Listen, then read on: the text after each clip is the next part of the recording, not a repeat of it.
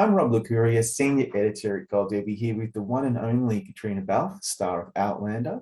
Hello. Um, Caitriona, it's so great to have you back. I'm sure that you are just exhausted from being in the thick of production on season 7. Unbelievable that I, I'm saying that.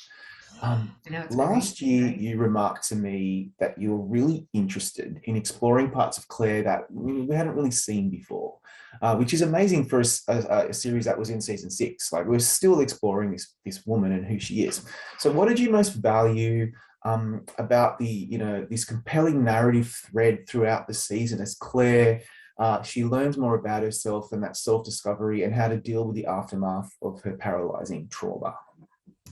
Yeah, well, I mean, for me it was such an interesting season last season. I think sometimes when you're playing a character for this long, it can stagnate a little bit. And with the last season, we really got to, or I really got to explore a different side of Claire that, I was kind of shocked that we were doing. When they first came to me with this storyline about the ether, it wasn't something I was like initially kind of like, oh yeah, that totally makes sense. I was like quite intrigued, but I was also a little bit like, really, is that her? I don't know. But actually, it was a really interesting way of kind of showing how, with severe trauma, how that can absolutely just blow someone's psyche apart, and what happens when that happens, and then how does that person heal from that and come back from that. And it was really, really, I don't know, it was a really big challenge. I think I had to sort of dig deep with Claire in a way that I hadn't before. And sort of exploring what her deepest, darkest fears were. So that was very interesting. But what I loved the most about it is that we came out the other side, and you show that from this and from these kind of traumas, you can really explore growth and show healing, which was really cool. You know, I thought the ether stuff was really interesting, and it's like a nice touch. It's understandable for someone like her to turn to that because she's always trying to be so stoic. And I was actually wondering what you think of this. Was that her way of being a little self-destructive? Because that happens a lot with trauma sufferers, or was it just her way to escape and quell her severe anxiety? What was your take? I think it's both. I think Claire is somebody who takes responsibility for a lot. She feels responsible for a lot. And I think with everything she feels, I mean, at least last season, she was feeling like she was the instigator of everything. So everything that was happening, all these ripple effects, were because of her. So in a way, it was a punishment, a self-punishment. I think quite often when people have experienced sexual trauma like that, and sexual attacks, they also feel in some way like it's their fault. And so quite often, one of the ways that they act out is by self-harming in some ways. Um, so it was that, but it was also a quietening, especially in the beginning. This is the thing when people start to self-medicate. Quite often in the beginning, it is just as a reprieve, or because it feels good in that instant. And then even when it stops working and it stops sort of um, doing the job that you initially took it for, you're already in the addiction at that point. So that was kind of where it was with Claire. Um, but yeah, it was also, I think, what I was glad we did was that we showed the manifestation, that she sort of created this vision of Lionel, and it gave voice to all of those inner fears and deepest darkest worries, and all of those things that we punish ourselves with, the things that we think about ourselves, the worst things we think about ourselves that we never let anybody hear, that they all started to come out through this sort of symbol, which was Yeah. Lionel. Yeah, I must say, like, this show is a rollicking adventure. It's beautifully rendered. There's so much to love about it, but that is actually quite profound. And for you all to be tackling those themes I actually know because from speaking to people how much that resonated with, particularly with people who have suffered some kind of trauma, which is a lot. So yeah, that's really amazing. You And know, I think Jamie Payne is incredible. You know, we were so lucky to have him tackling, especially episode 7.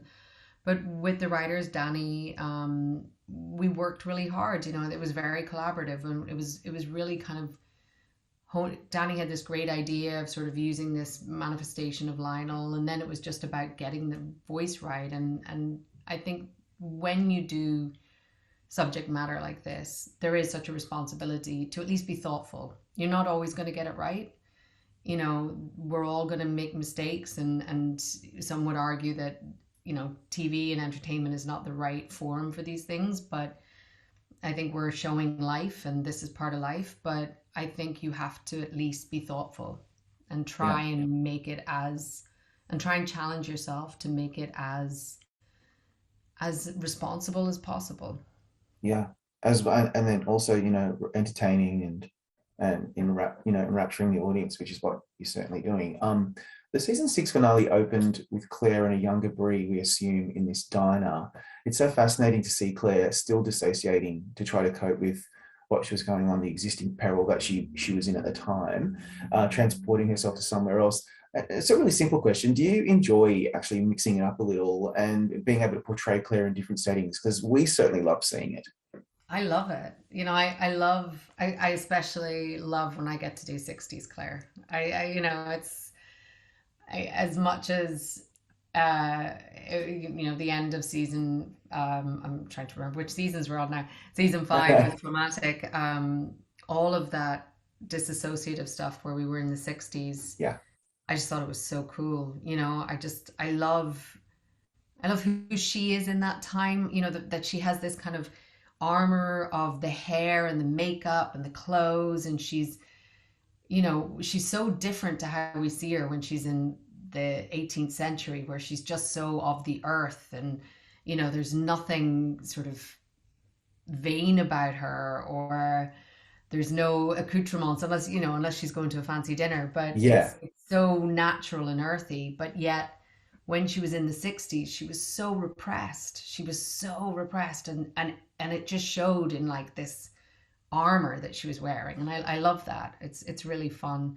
But unfortunately, that wasn't actually me sitting in Carmi's. That was like, because you never see the face. That was you like don't. that was like a little. I probably shouldn't say things like this, but that was yeah, it was that title sequence. That was a double in a red dress. Wow. I know. I wanted to sit in Carmi's and eat some chips, but I wasn't. It wasn't me. That's amazing. I had no idea. There's a scoop, everybody. I'm sure that people probably Yeah, knew there's that, but I something didn't. I'm I was all telling for over the it. I first thought, oh time. wow, they're just so dedicated to their craft to be doing this little scene without even seeing their faces. Um, Speaking of dedicated to craft, and the incredible Jamie Payne, every time he directs an episode, we're all just like, wow, he's so talented. That finale with the shootout was really, really well done. It's literally Claire and Jamie against the world. And it's not often that you get to do that really overtly physical stuff. So, what do you recall from that time on set most vividly about the whole standoff and how well choreographed and shot it was? I mean, it was choreographed so brilliantly and planned so brilliantly, because I was also like, I think 6.5 months pregnant. That's right. So it's funny that you mentioned how physical it was, because it was quite physical, but I was literally waddling from like one place to the next.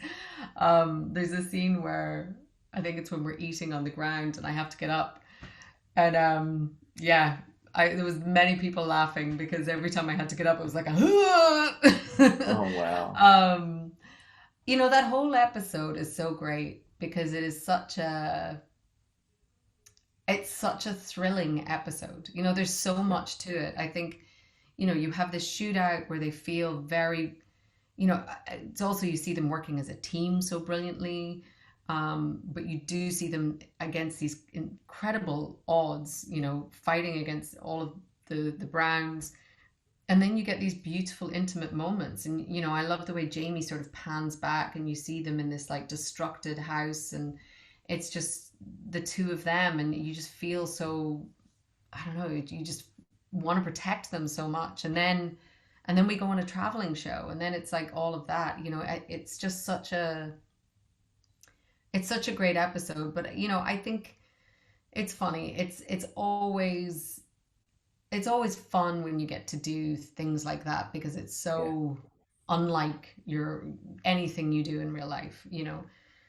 I would never be shooting guns and running around like that. It's just, and I think it is interesting to do stuff like that and to sort of yeah, see what life was like back then. yeah. I mean, you were pregnant during the season. The season was truncated because of COVID, but I assume it was also because like there's only so much that you can do physically. And I recall years ago when Gillian Anderson was on the X Files, and there was this whole like everyone was looking out for how many binders she'd be carrying on set while she was super pregnant, and we were doing the same thing, kind of like working out. In fact, I didn't even realize, because I'm hopeless with personal details. It was Paula, my wife, my partner in crime. She's like, I'm pretty sure Caitriona Balfe was, pregnant during this season, and she was always looking out for it. I was like, really? I had no idea. So that was good. I had no idea. That's because I'm a Well, I little think I hopeless. think they I think they cleverly did some digital retouching at Did the end, they? and also, but Trisha Bigger, our costume designer, did wonders. I mean, I'm in massive, Yeah. you know, I have aprons all the time, where I have that great coat that sort of hides Mm, everything. And, Trisha, her and her team were incredible. And it was very funny in the beginning. She was like, "Oh, you're tall and thin. You won't show it all until later." And then it was like 3 weeks later, they were like, "Oh, shit." Um, let's you take know, that dress out. Yeah. yeah. So it was like we would have fittings every week to 2 weeks, and things Wow. would be getting let out. And but she very cleverly, created those waistcoats I was wearing that Yeah. loosen in the back and all of those things. But yeah, it was COVID time.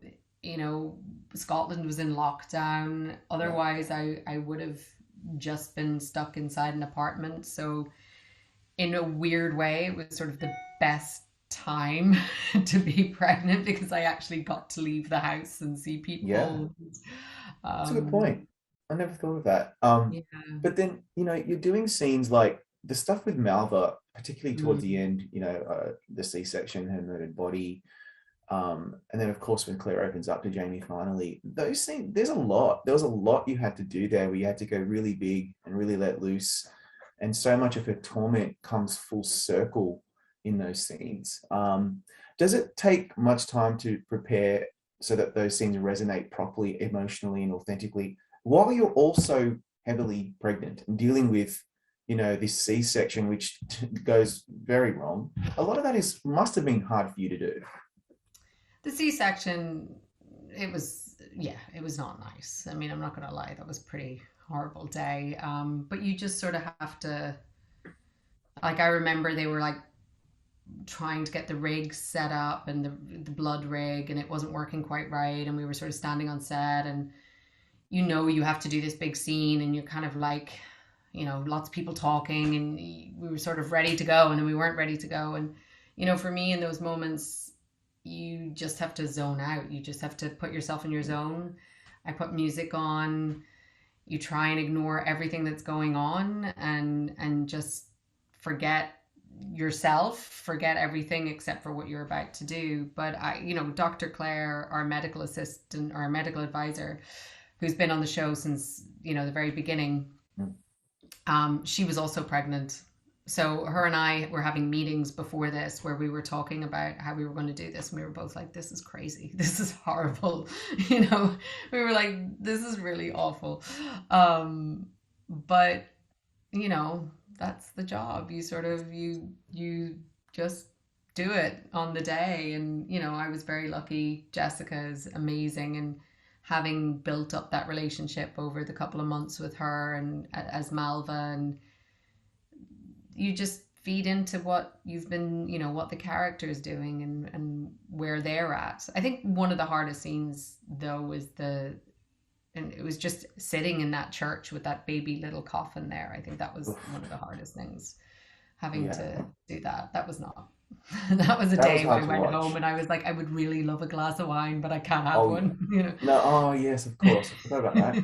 Because that's exactly what I would have done. A nice glass of red would have just It would have soothed washed that that whole away, thing. but no, you can't have it. Yeah, not that time. You had to wait. Yeah, that's really interesting. I'm thinking also that the bond that Claire and Jamie has. By the way, what is on your playlist? I think everyone wants to know that. I mean, that's an Yeah, Entertainment Tonight somebody asked me question. that. I'm a little, I don't know, I'm a little reluctant to give it Yeah, don't out. tell me. It's, That's for no, you it's only. just, you That's know what fine. it is? It's like you find songs that work, and I'm always so scared because sometimes they stop working, and I'm Yeah, always and so then you don't. scared if it Yes, like, understand. That yeah. changes. That's an organic problem. Me too. I've got my songs, I've got my playlists, and they're very important. And if without them, I would be screwed. So I get it. Let's put that aside. I just wanted to ask because I know that I'm going to get attacked for not asking that. Now, um, the bond between Claire and Jamie is super important to this show. It is pretty much the crux of the whole show. And to me, and I think to a lot of people, it's aspirational. No matter your age, your gender, your sexuality, that kind of relationship is, I think, has become very realistic in the way they communicate and the way they have this shorthand with each other. So, for example, the moment when Claire and Jamie share the bed that last time before Claire is carted off to stand trial, it's very profound for that reason. I think a lot of people really responded to that. So, does the aspirational aspect of this relationship occur to you both and the team when you're on set performing it? I mean, I you can't when you're performing, you can't really think about what other people are thinking about it. Yeah, Do you know what I mean? yeah, I know we work really hard to try and ground it as yeah. Good. aspirational as it is. I also think it has to feel real. It has to, we do joke sometimes, Sam and I, that they're so codependent that, like, she'll just be going to the bathroom and he'll be like, Sassenach, Oh, if I'm not, if I die before you get back, but it is amazing. It's like, it's it's very true. sweet, but we do joke about that sometimes.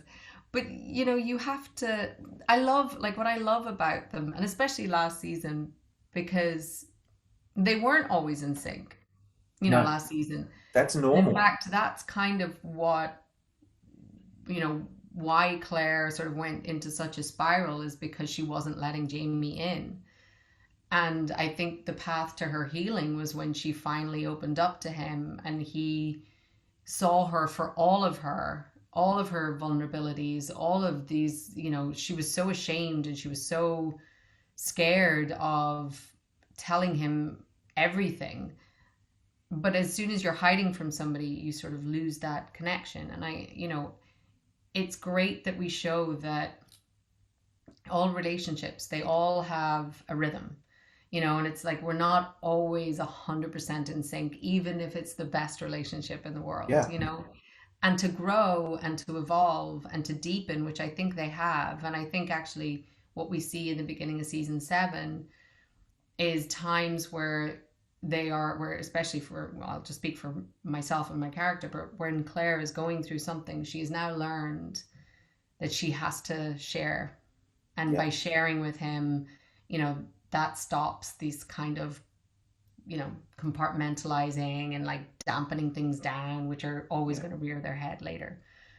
yeah. Um, That's right. That's the aspirational thing that I think it's the romance novel stuff is beautiful and everyone loves that stuff. For me and for others, it's about the realistic ways that couples communicate and bond. and And that's problem what, solve. And, yeah, and I are think there for that, each other and all that stuff. That's yeah. real. And I that's the love that. beautiful thing about them. Like they always find a way back to each other, you Yeah, know, and yeah. and they are at their best. But what I also love about them is that they let each other be who they are, They have which is space to also the breathe. beautiful Yeah, thing. She's not trying to change him.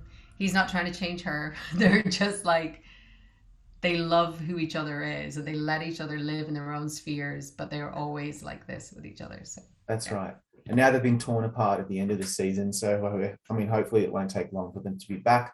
we'll get to that in a second. One of the No. revelations of season six was Mark Lewis Jones as Tom Christie. I Oh, He's a guy that I didn't want to like, but he's so damn compelling that I couldn't resist. he's Like, what a oh, performance!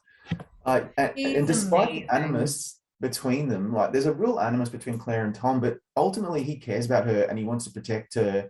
How do you explain or rationalize that strange connection? And what did you most appreciate about working with Tom?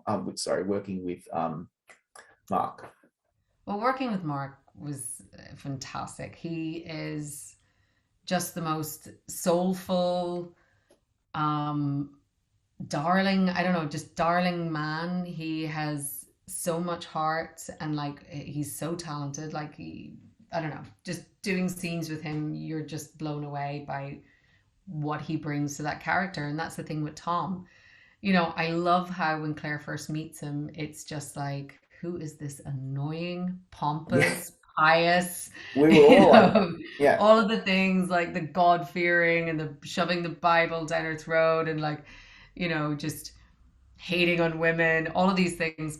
But she can feel, I don't know, Claire has such an empathetic nature that she can feel the pain that sort of, you know, beats under all of that. And she's intrigued by him. I don't know. There's something. She's intrigued. I think she knows that there's a much more intelligent and open or accepting person under there, like deep, deep under there. Um, really deep. Yeah, and she's just intrigued by him. And I yeah. think, there's glimmers of his humor, and then when he talks about his ex-wife or his deceased wife, and you know she can just see that there was another path for this man and the circumstances kind of changed that. And I think Yeah, she always is trying to see the good in people, and it she is. gets very interesting in season 7, I would just Oh say. my God. Yeah, I have a feeling it will. Not that I have any idea, but yeah, Claire does that a lot. And sometimes I'm like, Claire, stop. Just leave Malva. Don't even talk to her because I know where it's going to end up. But of course, we need the drama. Um, I know it's early stages yet. Obviously, you're in production now. You must be exhausted. How is season 7 going? Are you all having a good time? Do you think that we're going to be as wowed by it as we expect? It's been a really great start. I mean, I would say from all of us, this has felt like such a, I don't know, like a rejuvenation this season. Because I think obviously last season was really tough. It was, I think for everybody, just the circumstances, we were all locked down, even though we were shooting, it was a bit of a grind. It was a great season. And I think, you know, Was. we felt really proud of the work, but I think it was a really taxing season on everyone Yeah. sort of personally. Um, but this season, maybe it's just that we're all like, oh, the world is open again and we're all back. But it's felt really strong. We had an amazing director, Lisa Clark, for the first two eps, and she has been fantastic. Really beautiful, strong eps. We just wrapped 3 and 4 Wow. with the director Jackie Gold, and it was really, really great. The scripts are great. We have a lot of scripts in Mm. early, so I think I don't know, we all feel very organized. It feels very, Wow. I don't know, it just feels really great. So we're all excited about it. Yeah, I that's an Talk understatement. to us in like 8 months when we're still shooting now, and Yeah, let's check we'll in see how because we I feel. think by then you'll look like the Claire that with the grey hair, you'll just be Yeah, so exhausted. But there will that's be no okay. makeup. We will have all the gray hairs naturally. Yeah, and you'll just be that's very method of you, which I really appreciate. We just aim to please. I really, really love it. I know it's early, but what are the chances of continuing after season 7, like to finish out Diana's novels? Is that something that you're open to? It's all up in the air. Or where are we at with that? I mean, it's still in the air. I don't know. It's hard to look past beyond this Yeah. season, given that it's 16 eps and we have to shoot until February, March of next year. Wow. I think once we get through that, everyone will need a breather and see. I don't know. I mean, We'll see. I'm sorry, I can't tell you any more than that. Sorry. No, that's understandable. My final question is, given the journey you've been on with Belfast, how did that experience affect your mindset and your creative process coming into production on season 7? Did it make a huge difference for you?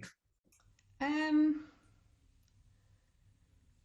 no, I mean, I think, look, I think I just feel really grateful at the moment. Like I Yeah, had such an amazing time filming Belfast. It was such an incredible experience. The people that I got to work with was amazing. You know, we all bonded like crazy, and then we went on this crazy campaign toury thing that yeah, I'd never done before, and that's a whole thing in itself. But it was an amazing experience. I think things like that don't come along very often, and you just have to be so grateful. Um, and then I get to come back to Scotland and work with all my friends, and see everybody. So it's been really lovely. I think the only thing is when you talk about the length of seasons, that's the only difficult thing. And I think if yeah, we could shorten them, I think we'd all be happier, yeah. but it just takes so long to film. So, Yeah, it does, and yeah, and it would take so much out of you as well, and it stops you and Sam and everyone else from doing other projects. So hopefully there'll be a way for you all to balance that out because we would like to see. I want to see like geriatric Claire and Jamie, like with the walking by the end of stick. the season, you'll be seeing You probably will be. it. But like in the meantime, we are super excited. We're just going to have to spend the next few months just talking about season 6 online while we wait. And thanks, Caitriona, once again for your time. You always give such great interviews. Appreciate Oh, it. my pleasure. So lovely talking to you.